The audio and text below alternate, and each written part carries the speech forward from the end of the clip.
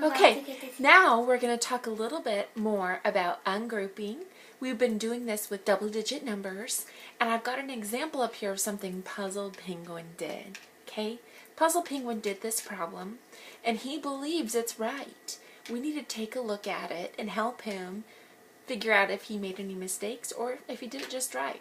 Okay, one thing we've been practicing is to look at a problem and decide right from the very beginning, before we even solve it, if we think we need to ungroup. Yes, ungroup, or no, ungroup. Okay?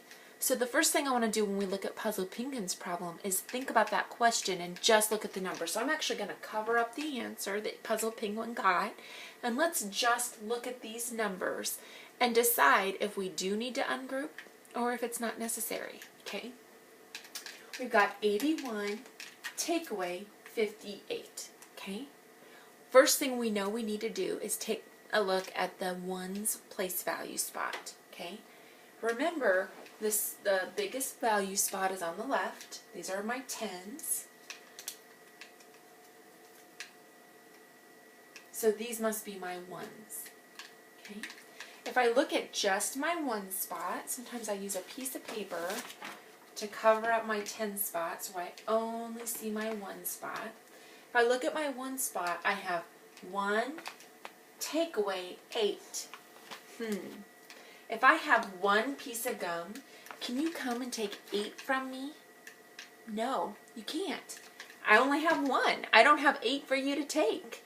So that usually means if I have a smaller number on top and a bigger number on the bottom, that I do need to ungroup a 10. Okay? So my answer when I just look at this is yes. I need to ungroup. Okay? Now, if it was ungrouped, I would see the ungrouping picture, or I would see something in this process to tell me that ungrouping took place. When I look at Puzzle Penguin's work, I can clearly, I don't see any ungrouping picture, and I don't see any ungrouping work over here in his problem. Okay? So that makes me think maybe he made a mistake. Let's see if we can figure out what mistake he made.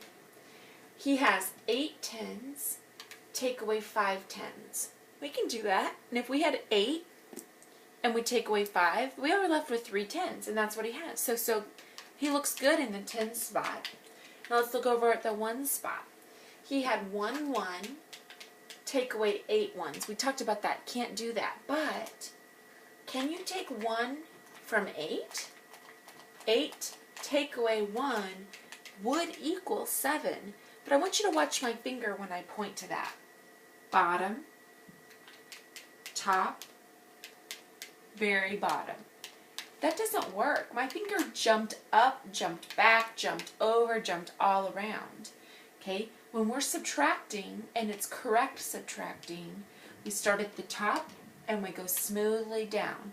Watch this. 8 take away 5 is 3. I said that incorrectly. Let me change how I said that.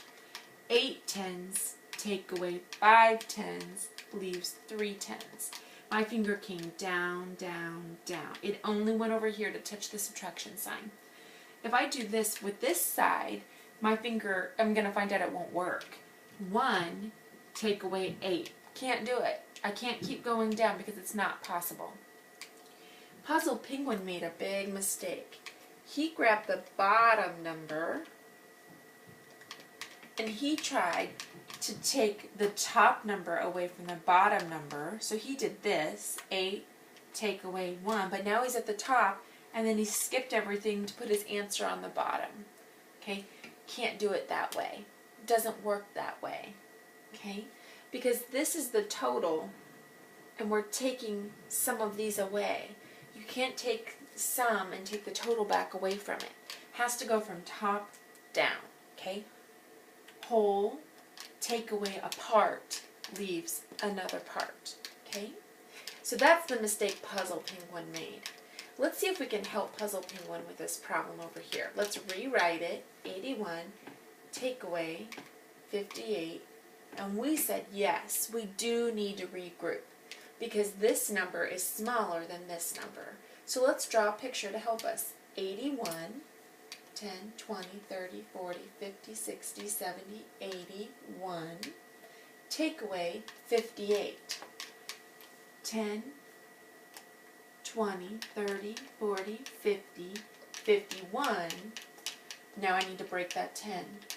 1, 2, 3, 4, 5, 6, 7, 8, 9, 10.